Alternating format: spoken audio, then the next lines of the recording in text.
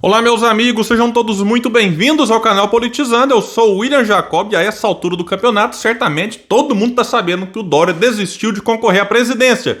Então não vou trazer só notícia, vou trazer também um pouco da repercussão e qual que é o impacto que isso pode ter, né, nas próximas pesquisas ou até mesmo aqui em relação a umas possíveis alianças. Mas antes de falar sobre tudo isso, eu quero pedir a sua ajuda. Se você chegou e não está inscrito e puder, se inscreva no canal, ative as notificações. Se assistir esse vídeo e gostar, deixa o like. Se não gostar, deixa o dislike. Comenta aqui embaixo, compartilha. Tudo isso é muito, mas muito importante para que o nosso trabalho continue crescendo e chegando em mais pessoas. Pessoal, então é o seguinte, depois de Moro, Luciano Huck, Mandetta, Moedo, Pacheco, Datena, Alessandro Vieira, Eduardo Leite, Daciolo, Aldo Rebelo e vários outros desistirem, foi a vez de João Dória, que desistiu pela manhã, fez um pronunciamento ali com a sua esposa, o presidente do partido e outras lideranças do PSDB. Ele deu algumas cutucadas, algumas indiretas na cúpula do partido. Um João Dória abatido, com a voz triste. Enfim, eu assisti na íntegra aqui. Depois o Dória foi lá no seu Twitter e postou o seguinte, um trecho da fala dele nesse pronunciamento. Saio da disputa à presidência com o coração ferido, mas com a alma leve. Seguirei como observador sereno do meu país, sempre à disposição para lutar a guerra para a qual eu for chamado, na vida pública ou na vida privada. Que Deus proteja o Brasil. Muito obrigado e até breve.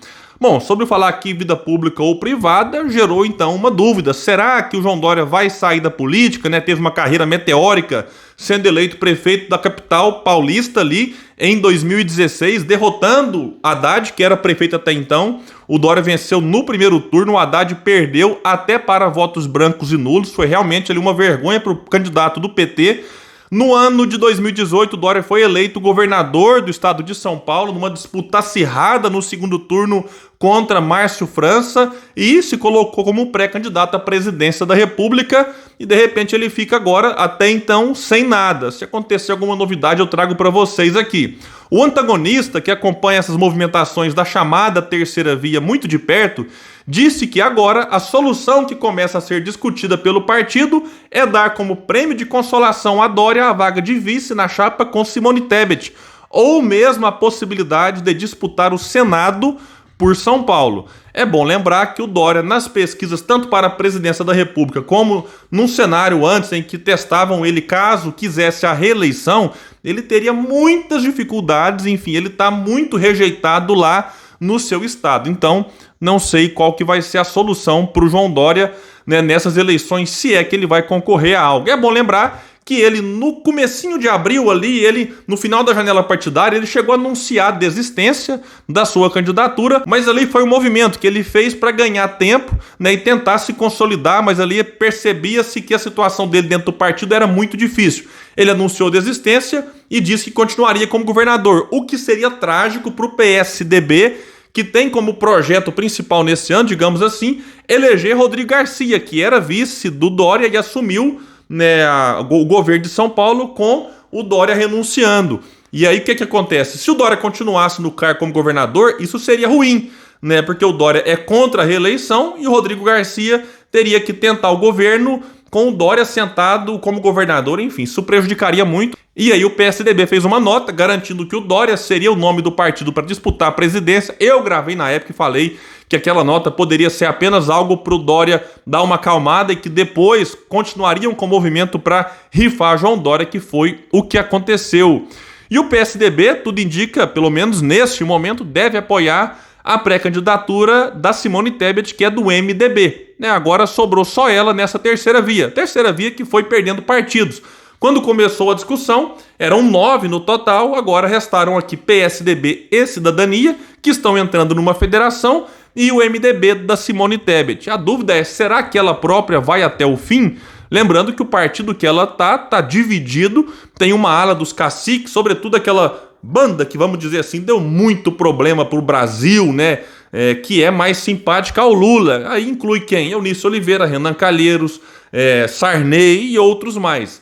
Tem uma ala ali que é mais vinculada ao Bolsonaro e tem uma outra ala do partido que essa sim tem dado um certo apoio para a pré-candidatura da Simone Tebet. Então vamos ver se eles conseguirão uma união em torno do nome dela.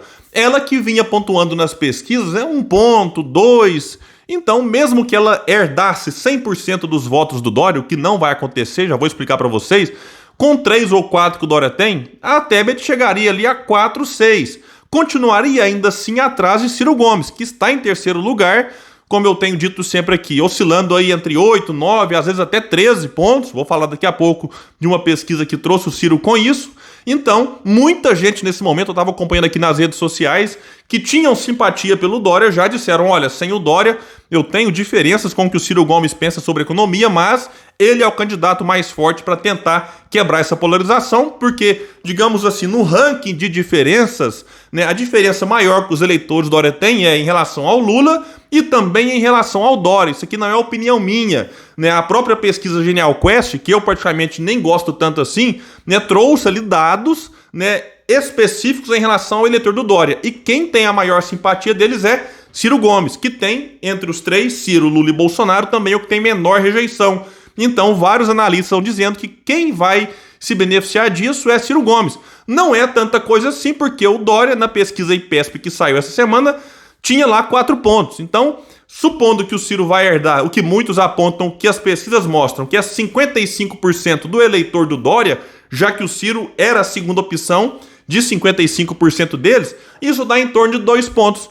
Mas para o Ciro pode ser importante, porque ele já oscila aí entre 8, 9 e 10, com mais 2, ele se firma na casa dos 2 dígitos, o que vai ser fundamental, seja para atrair apoio de algum outro partido, ou também para atrair o apoio do povo, da população, que está, de certa forma, esperando algum nome se consolidar, para aí sim, né, migrar para o Ciro, o tal do voto útil, para ele chegar no segundo turno e chegando, na minha opinião, contra Lula ou contra Bolsonaro, o Ciro deve sair dela vitorioso. Por quê? Porque o Ciro consegue ter votos na esquerda e consegue ter votos já no centro e na centro-direita, por conta das críticas que faz ao Lula. Então o Ciro se posicionar como um crítico do Bolsonaro e do Lula é fundamental para esse eventual voto no segundo turno, em que ele vai conseguir, por conta do seu programa, votos dos chamados progressistas e por conta das críticas que ele faz ao Lula, votos também, né, daqueles que se dizem aí de centro e centro-direita. E quando eu trouxe aqui dados sobre algumas pesquisas, vamos lembrar a última que foi feita pelo Instituto FSB, contratada pelo Banco BTG, em abril agora. Num cenário sem João Dória, nós tivemos o seguinte: Lula com 39, Bolsonaro 31, Ciro Gomes 13, o Janones 4, vejam a distância entre o terceiro e o quarto. Então muita gente pode até depois, lá na frente, desistir do Janones e ir para Ciro Gomes.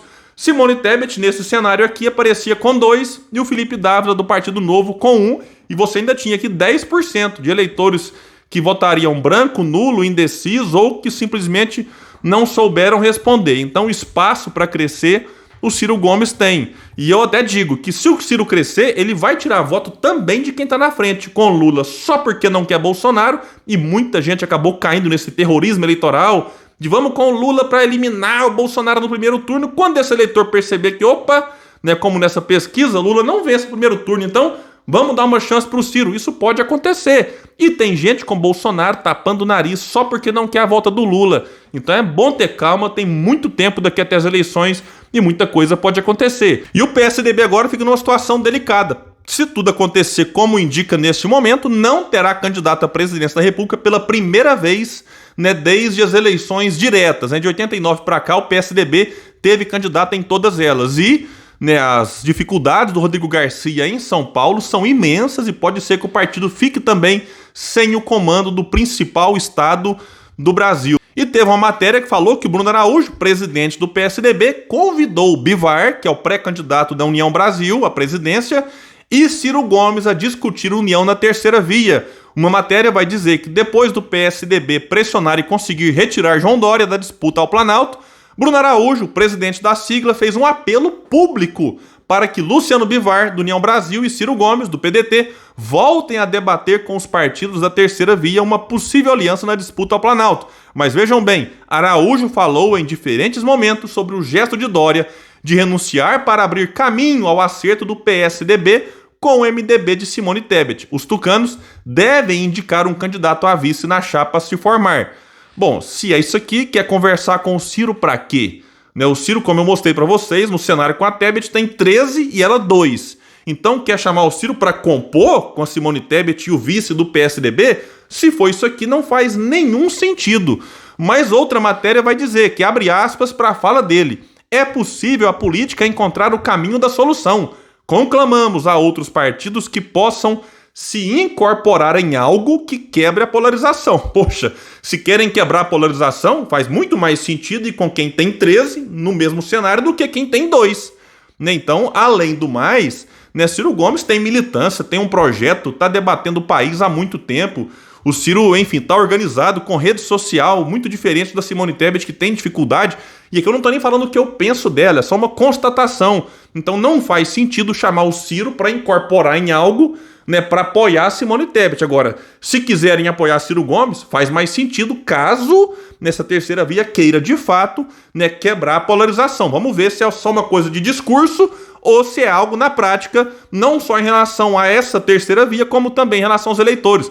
Como eu tenho dito sempre, eleitores que de fato entenderem que tanto Lula quanto o Bolsonaro fazem mal para o debate que tem que ser feito no país, mais cedo ou mais tarde eles podem, porque o eleitor tem a liberdade de escolher o eleitor que quiser, mas eles podem migrar para Ciro Gomes, que está aí bem posicionado nesse sentido. Então o que não pode é o Ciro simplesmente aceitar esse convite para ser mais um nome nessa discussão. Reparem que todos esses que fizeram parte dessa discussão em torno de nome, não de projeto, ficaram pelo caminho. Eu abri o vídeo falando de vários deles. Então o Ciro será candidato. Se quiserem conversar com ele para apoiá-lo, ok. Ciro está em terceiro, resistiu aos ataques dos gabinetes do ódio, tanto do petista quanto do bolsonarista. Então, o Ciro é um nome que está colocado e como o presidente do PDT tem garantido, apesar das especulações que o PT planta na imprensa aí, o Ciro vai até o fim, não tem conversa do PT querer, enfim, que o Ciro retire a candidatura. Isso aí é só especulação de quem eventualmente deve estar preocupado com o Ciro continuar até o fim. Uma outra especulação que vive rondando a internet é se a Simone Tebet será vice do Ciro. Já falei várias vezes, acho muito difícil. Não por conta de um possível entendimento entre Simone Tebet e ele, mas por conta do partido que ela tá. O Ciro tem críticas muito duras em relação a figuras, a caciques do MDB, como o próprio Michel Temer, e esses aliados do Lula, como Eunício, Renan Calheiros, Romero Jucá e tantos outros que rondaram aí o noticiário, enfim, vinculado a essa questão da corrupção. Agora, depois de ver Alckmin sendo vice do Lula, eu tenho dito que na política não dá para falar mais daquilo que é possível ou impossível. Mas a questão Lula e Alckmin é que o Alckmin chamava Lula de criminoso querendo voltar à cena do crime. E o Lula dizia poucas e boas do Alckmin. Então a questão entre esses dois era pessoal, coisa que não existe entre Ciro e Simone Tebet. A questão aqui é partidária e o partido que a Simone Tebet está, na minha opinião, dificulta, mas não digo que impossibilita uma eventual aliança em que ela sairia como vice de Ciro Gomes. De todo jeito, vamos esperar e aguardar para ver as próximas pesquisas. Como eu disse para vocês, como o Dória tinha um percentual baixo, não vai trazer grandes impactos assim para ninguém, mas se a tendência se mantiver daquilo que as pesquisas mostravam antes, Ciro Gomes deve ganhar aí 1, 2 pontos e os outros ficarem diluídos entre os pré-candidatos. Pessoal, então é isso, eu fico por aqui. Se você assistiu o vídeo e gostou, compartilhe, vamos trazer mais pessoas para cá, porque aqui no canal Politizando a gente luta por um Brasil melhor. Valeu, pessoal, e até mais!